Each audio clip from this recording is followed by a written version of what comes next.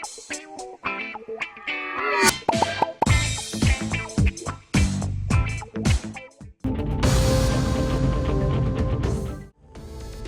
हैदराबाद में मंशियात का इस्तेमाल करने वालों पर सख्त नज़र रखी जा रही है। नारकोटिक्स पुलिस ने इतवार की रात शहर हैदराबाद में कई पबों की तलाशी ली। इस दौरान जुबली हिल्स में वाक़े एक पब में तलाशी ली गई, जिसके बाद 4 लोग मंशियात का इस्तेमाल करते हुए पाए गए।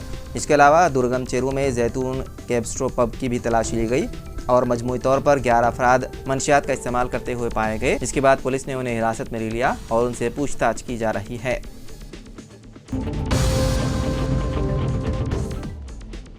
शिवसेना के रुकन पार्लियामेंट संजय रावत ने कानवड़ रूट पर दुकानों पर दुकानदारों के नाम की तख्ती लगाए जाने के योगी हुकूमत के फैसले पर एक बार फिर सवाल उठाया। इसके साथ ही उन्होंने योगी हुकूमत को चैलेंज भी किया। संजय रावत ने कहा कि ये लोग मुल्क को दोबारा तकसीम करना चाहते हैं। उन्होंने कहा कि अगर आप ढाबों पर मुसलमानों के नाम चाहते हैं तो उन मुसलमानों के नाम लगाएं जिन्होंने मुल्क के लिए अपनी जानें कुर्बान की है। संजय रावत ने कहा कि अब्दुल हमीद से लेकर मणिपुर में जम्मू में जितने मुसलमान जवानों ने शहादत दी है उनके नाम भी जगह जगह लगाने चाहिए। उन्होंने कहा कि कानवड़ रूट पर दुकानों पर नेम प्लेट यानी कि नाम की तख्ती का यह फैसला एक बार फिर से मुल्क को तकसीम करने के लिए है।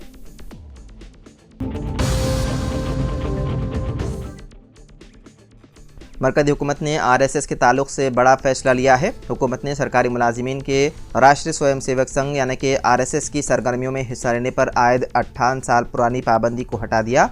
नवंबर 1966 में उस वक्त की वज़ीर-ए-आज़म इंदिरा गांधी ने यह पाबंदी आयद की थी। बीजेपी IT सेल के प्रमुख अमित मालविया ने इस सिलसिले में एक ट्वीट करते हुए लिखा कि 58 साल कबल 1966 में जारी किया गया गैर आइनी हुक्म जिसमें RSS की सरगर्मियों में हिस्सा लेने वाले सरकारी मुलाजिमीन पर पाबंदी आयद की गई थी, मोदी हुकूमत ने इस फैसले को वापस ले लिया। मरकज़ी हुकूमत के इस फैसले की कांग्रेस ने मुखालिफत की। कांग्रेस कायद पवन खेरा ने सरकारी हुक्मनामे की एक कॉपी ट्वीट की और लिखा कि सरकार ने 58 साल पुरानी पाबंदी हटा दी है।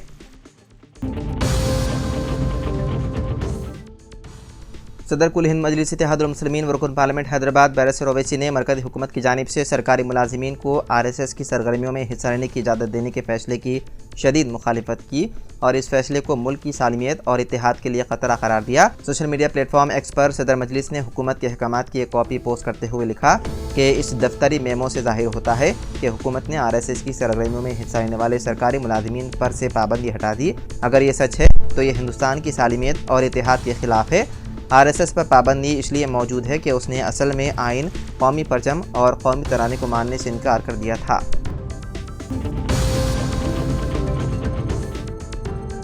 हैदराबाद शहर के सनत नगर में एक ही ख़ानदान के 3 अफराद की मुश्तबा हालत में मौत हो गई।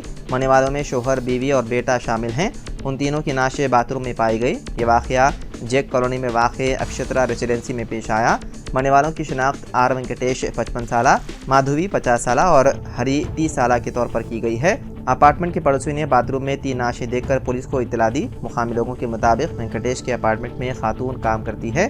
सुबह काम पर आने वाली खातून अपार्टमेंट में किसी की भी आवाज़ न आने पर अपना काम ख़त्म करने के बाद चली गई। उसने अपार्टमेंट का बाथरूम बंद पाया। दोपहर 3 बजे काम करने वाली खातून दोबारा अपार्टमेंट आई। उस वक्त भी अपार्टमेंट में कोई मौजूद नहीं थे और बाथरूम का दरवाज़ा बंद होने पर उसे शक हुआ और उसने पड़ोसी में रहने वाले लोगों को इत्तला दी। पड़ोसियों ने पुलिस को इसकी इत्तला दी और पुलिस पहुंचकर अपार्टमेंट की तलाशी ली और बाथरूम बंद रहने पर उसे तोड़ दिया, जहां 3 नाशें बाथरूम में मुश्तबा हालत में पाई गई। पुलिस ने मुकदमा दर्ज करते हुए तहकीकात का आगाज़ कर दिया और नाशों को पोस्टमार्टम के लिए उस्मानिया अस्पताल मुंतकिल कर दिया। इब्तिदा में समझा गया कि बरक़ी शॉक लगने से उन तीनों की मौत हो गई, लेकिन इस तरह के कोई सबूत नहीं मिले।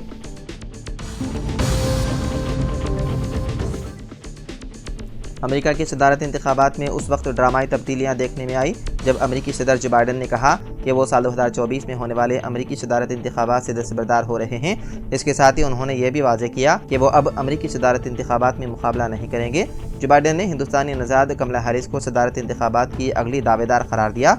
बाइडन का यह फैसला एक ऐसे वक्त में सामने आया है जब उनके साथी डेमोक्रेटिक्स उन पर मुसलसल दबाव डाल रहे थे और कह रहे थे कि वो डोनाल्ड ट्रंप के खिलाफ कमज़ोर उम्मीदवार साबित हो रहे हैं। जो बाइडन ने कहा कि वो आने वाले दिनों में मुल्क को इंतखाबात में मुकाबला न करने के बारे में तफसील से आगाह करेंगे।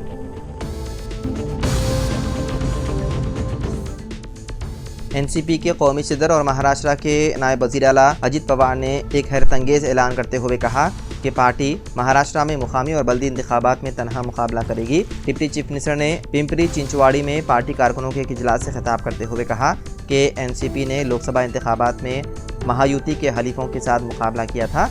पार्टी आने वाले असेंबली इंतखाबात में भी हलीफों के साथ मुकाबला करेगी, लेकिन हम बल्दी और मुकामी इंतखाबात में तनहा मुकाबला करेंगे। वादे रहे कि साल 2023 में शरद पवार की ज़ेर क़ियादत पार्टी से अजित पवार की अलहदगी के बाद एनसीपी पहली मरतबा मुकामी और बल्दी इंतखाबात में किस्मत आजमाई कर रही है।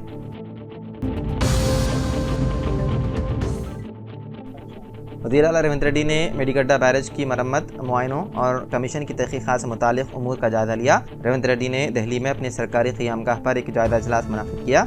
इजलास में वज़ीर आबपाशी उत्तम कुमार रेड्डी, महकमे आबपाशी के सेक्रेटरी राहुल बोजा और मुशीर महकमे आबपाशी आदित्यनाथ दास ने शिरकत की। वज़ीर आबपाशी उत्तम कुमार रेड्डी और अहदेदारों ने उन उमूर की तफसीलात से वज़ीर आला को उन उमूर से भी वाकिफ़ करवाया जो दिल्ली में मुनक़्क़िदा नेशनल डिज़ास्टर अथॉरिटी के इजलास में मौज़ूए बहस आए थे। वज़ीर आला रेवंत रेड्डी ने उन उमूर पर गौर व ख़ौस के बाद अपनी राय से वाकिफ़ करवाया और हिदायत जारी की। वज़ीर आला ने नेशनल डिज़ास्टर अथॉरिटी इजलास से मुतालिक उमूर पर अपनी जानिब से कुछ तजावीज़ भी पेश की। ये इजलास आज होने वाला है। इस इजलास में अहदेदार और इंजीनियर शिरकत करने वाले हैं। सोशल मीडिया रील के लिए फांसी लेने की एक्टिंग का वीडियो बनाने के दौरान कम उम्र लड़के की हो गई मौत। ये वाक़या रियासत मध्य प्रदेश के ज़िले मोनेरा में आया पेश। ज़राए के मुताबिक 21 जुलाई को 11 साल किरण परमार अपने दोस्तों के साथ मकान के करीब एक खुले प्लाट के पास खेल रहा था जहां दरख्त भी था। किरण ने अपने दोस्तों से कहा कि वो एक ख़तरनाक स्टंट करने वाला है जिसे वो कैमरे में कैद करें।